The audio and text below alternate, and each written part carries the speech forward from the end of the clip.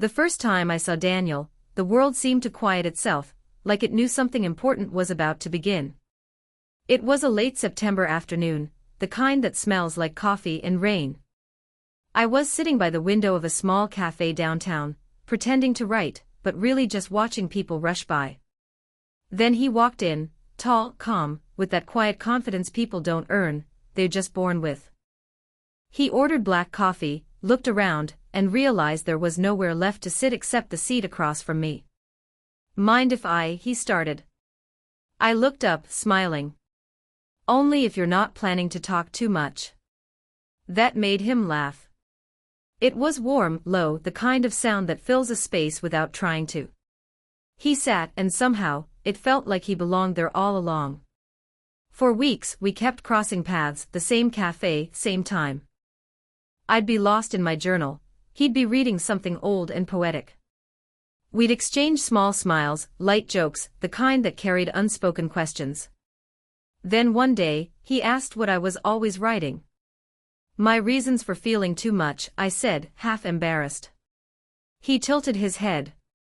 "That's a good thing. Feeling too much means you're alive." I laughed, but the words stuck with me. He made ordinary moments feel deliberate, like every breath, every glance had weight. Before I knew it, I started waiting for him. His coffee order, his quiet hum when he read, the way he'd look at me, not like I was something to figure out, but something he already understood. Our first real date wasn't planned. The rain trapped us inside the cafe after closing, and the owner offered us the key to lock up. We stayed for hours talking about everything and nothing, our childhoods, our fears, how love feels more like home than fire. When he finally kissed me, it wasn't rushed. It was patient. Like he'd been waiting for the right sentence in a story that had already begun. Daniel wasn't perfect, he burned pancakes every Sunday and always left the lights on. But he listened like it was an art form. And somewhere between the burnt breakfasts and late-night drives, I realized I didn't just love him. I trusted him. Once he asked me, "Do you believe love lasts forever?" I smiled and said, "The right kind does.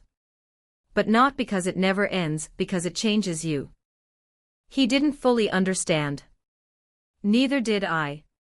Not yet. But one thing I knew, falling for Daniel felt less like falling and more like remembering. Like I'd been searching for him in every life before this one. And in that small cafe, with rain still whispering against the glass, I thought to myself, this is where forever begins. It started so quietly, I almost didn't notice. A forgotten word here, a missed appointment there.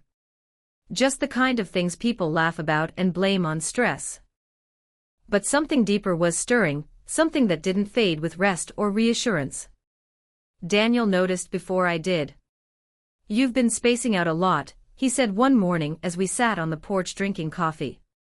"I'm just tired," I lied, watching the sunrise blur into something softer. But even as I said it, I felt a strange emptiness blooming inside me, a flicker, like my mind was dimming. Weeks passed, and the world started slipping through my fingers. I'd lose track of time mid-conversation. I'd forget where I was driving.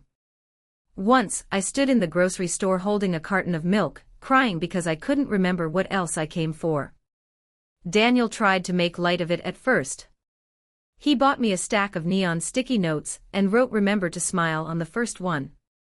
It made me laugh until the laughter became something fragile, something that cracked in my throat. Then came the doctor's words, soft but final. A rare degenerative neurological condition. Slow, progressive memory loss. No known cure. The words hit Daniel harder than me. I watched the light drain from his face, like someone had flipped a switch. "We'll find someone else," he said after the appointment. "There are specialists. Trials. Something." His voice was steady, but his hands trembled when he reached for mine. I wanted to believe him. I wanted to tell him everything would be fine, but even then, I knew we were standing at the edge of something neither of us could control. The days grew heavy. The nights, worse. I'd wake up not knowing where I was, reaching for him like a child lost in the dark. He'd pull me close, whispering, "You're okay, Em. I've got you." But every time, I could feel his heartbeat racing, afraid I might forget him completely. Our love changed.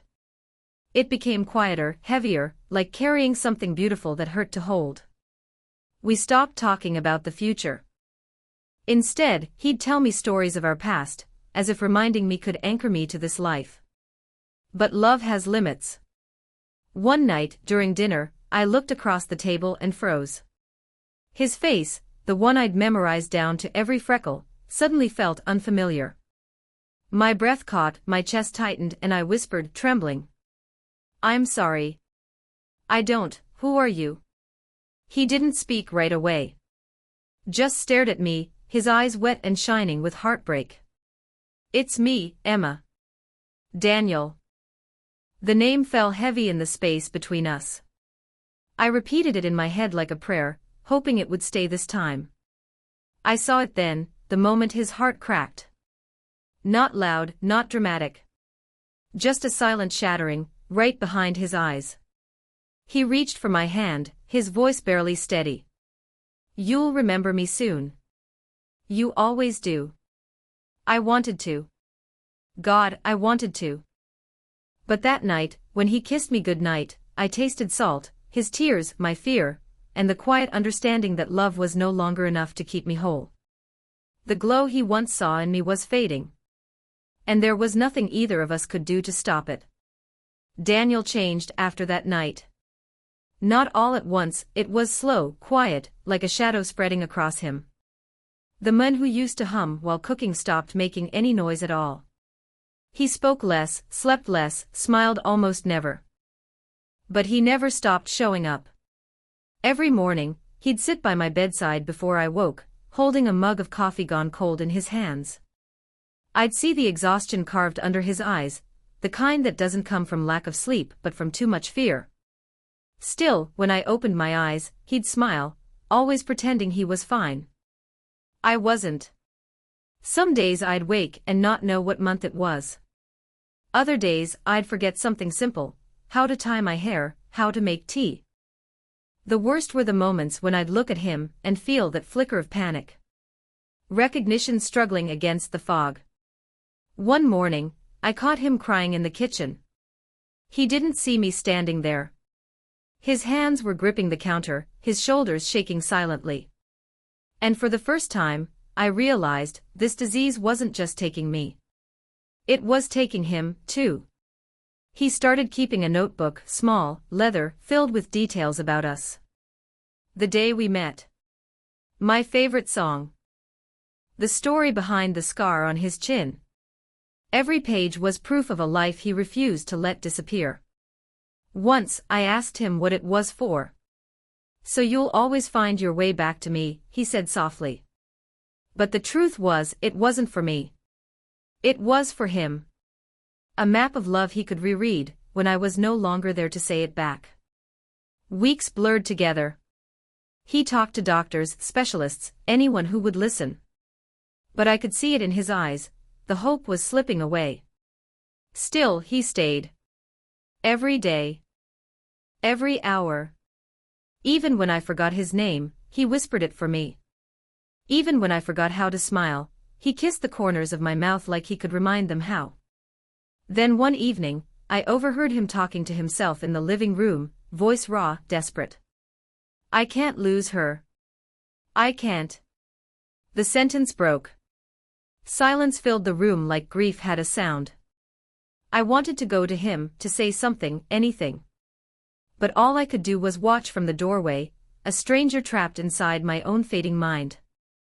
Daniel began to change in ways I couldn't fully understand. His quietness wasn't peace anymore, it was survival. He stopped answering calls from friends, stopped going to work. He built his world around me and my illness until nothing else existed. Sometimes, I'd see him sitting on the floor beside my chair, holding my hand, whispering old stories to me like bedtime prayers. His voice would crack on the same parts every time, the laughter, the promises, the word forever. I think he believed that if he said them enough, they might come true again. And though my memories were slipping like sand through fingers, I still recognized one thing: his love. Not by name, not by story, but by feeling. That feeling never left. Even when the world went quiet, his silence spoke louder than anything else. It said, "I'm still here. Even if you forget me, I will not forget you." And somehow, that was enough to keep me holding on. It was late autumn when Daniel began to search for answers, not from doctors but from somewhere deeper.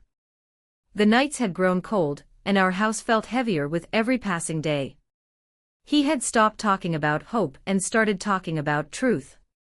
I remember the way he'd stay up for hours, papers spread across the dining table, medical notes, old reports, names of specialists who'd promised miracles and delivered silence. He looked like a man who'd forgotten what sleep felt like. I'd wake up at 3 a.m. and find him there, shoulders hunched, pen in hand, whispering to himself, "There has to be something they're not telling us." And he was right. It started when he noticed inconsistencies in my medical files, dates that didn't match, test results that had been altered. At first, I thought he was imagining things, driven mad by grief. But Daniel wasn't the kind of man who saw ghosts where there were none. He began calling the hospital, demanding answers. When no one called back, he went in person. I didn't know all the details then, but I remember the change in his eyes when he came home one night, a wildness I'd never seen before. "They experimented on you," he said quietly, like the words were too dangerous to say out loud. "The medication they gave you wasn't approved.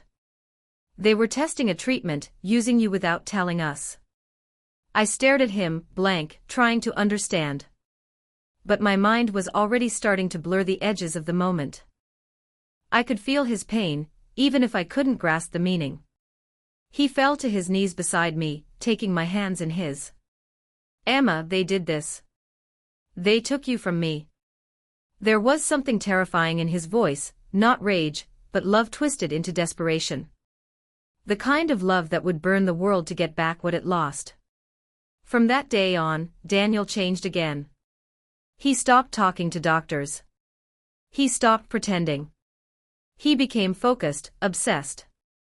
I saw it in the way he moved, in the darkness under his eyes, in the way he kept repeating, "I'll fix this. I'll make them pay." He started visiting places he wouldn't tell me about.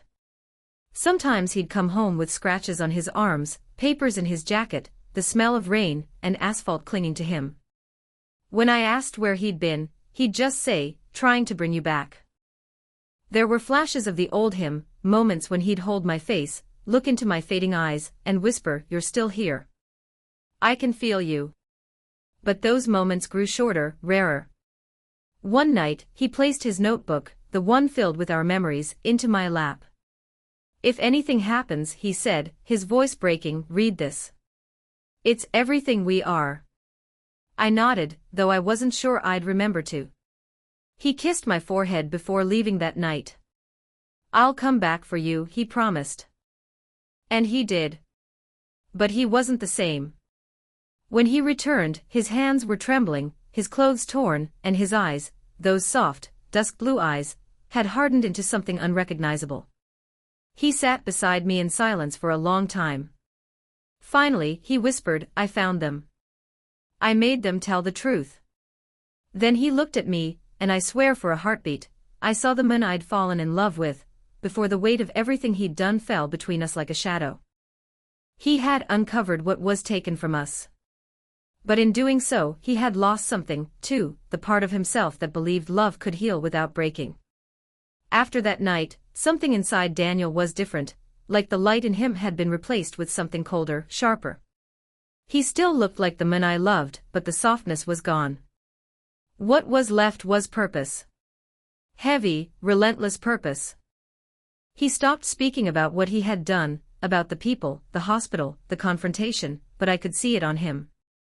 His silence carried the weight of a secret too dark to be shared. Sometimes, I'd catch him staring at me, eyes haunted, as if wondering whether saving me had cost too much.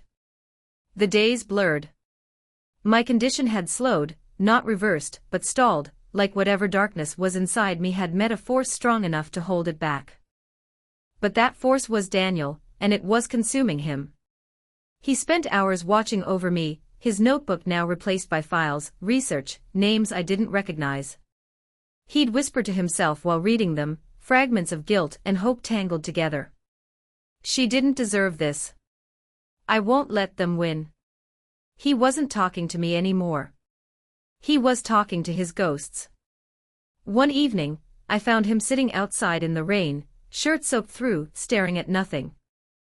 I walked toward him, slowly, afraid of breaking whatever fragile piece existed in that moment. "Daniel," I said softly. "Come inside." He didn't move. His voice was distant, cracked. "I thought love would make me better, Emma. But I think it made me dangerous." I knelt beside him, placing my hand over his heart. "You're still good," I whispered. He laughed, not cruelly, just brokenly. "Good men don't do the things I've done." It was the first time I saw him cry since the diagnosis. But they weren't the tears of grief.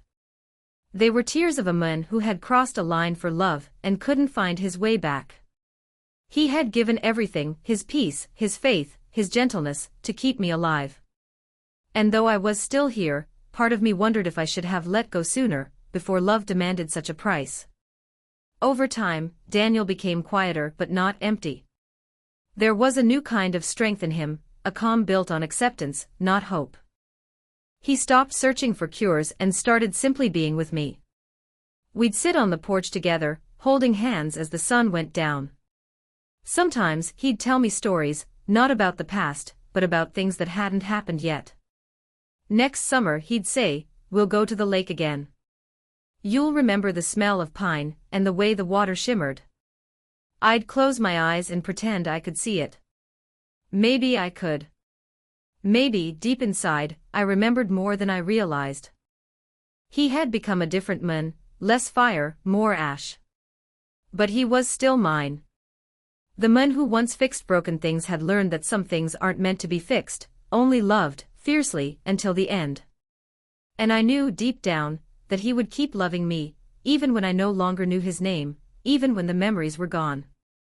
Because love, for Daniel, had stopped being a feeling. It had become a vow. A vow that cost him everything but gave me time, the most beautiful, painful gift of all. The final winter came quietly. No thunder, no warning, just the kind of stillness that makes the world feel paused between heartbeats. By then, my memory was like shattered glass, fragments glinting in the dark, sharp enough to hurt when I tried to piece them together. Some days, I remembered Daniel's face perfectly. Other days, he was only a feeling, a warmth that lingered long after I forgot the source. He never reminded me who he was anymore. He didn't need to. Instead, he'd sit beside me, tell me stories as if they were fairy tales. Once, he'd say, his voice soft, "There was a girl who wrote in a little cafe by the window. And there was a man who couldn't stop looking at her." I'd smile, not knowing the story was ours, not realizing the tears in his eyes were made of memory. The house had grown quieter, filled with the hum of the oxygen machine, and the slow rhythm of my breathing. The world outside kept moving, but inside, time belonged to us, to what was left of love. One night, he took me out to the porch, wrapped in a blanket. The stars were scattered across the sky like promises no one could keep. "Cold?" he asked. "Not when you're here," I said, the words leaving my lips before I knew why they felt right. He smiled then, that same gentle, aching smile I'd seen 1,000 times. "I used to think love meant holding on," he said quietly. "Now I think it means knowing when to let go." His voice trembled, and I reached out, my hand finding his without hesitation. Even when my mind failed, my heart never did. It still knew the shape of him. "I'm not afraid," I whispered. "Are you?" He shook his head. "Not anymore." We sat there for hours, saying nothing. The wind moved through the trees. The world breathed around us. I closed my eyes and for a moment, a brief, perfect moment, everything came back. The cafe. The rain. His laugh. The taste of burnt pancakes and Sunday mornings. I remember, I whispered. Daniel. His breath caught, a sound between a sob and a prayer. He pressed his forehead against mine and whispered, then that's enough. I don't remember falling asleep. But I remember the warmth, his hand in mine, his heartbeat steady against my shoulder. When morning came, the light was soft, almost sacred. He was still there, holding me, eyes closed, a quiet peace on his face. Later they said he passed in his sleep, his heart simply gave out. But I like to think it wasn't his heart that stopped. It was his purpose. He had stayed long enough to see me remember. To hear his name one last time. And maybe that was all love ever wanted, to be remembered even for a breath. Now, when I look back, or when I try to, I see us not as tragedy, but as something beautiful and whole. Because love doesn't always heal. Sometimes it just hurts right. It teaches you how to hold on, how to let go, and how to live in the spaces between. Daniel once asked if love lasts forever. I think it does, but not in the way we imagine. It lasts in the echo of laughter, the warmth of a memory, the whisper of a name that still feels like home. Love hurts. But sometimes, that's where it's most alive.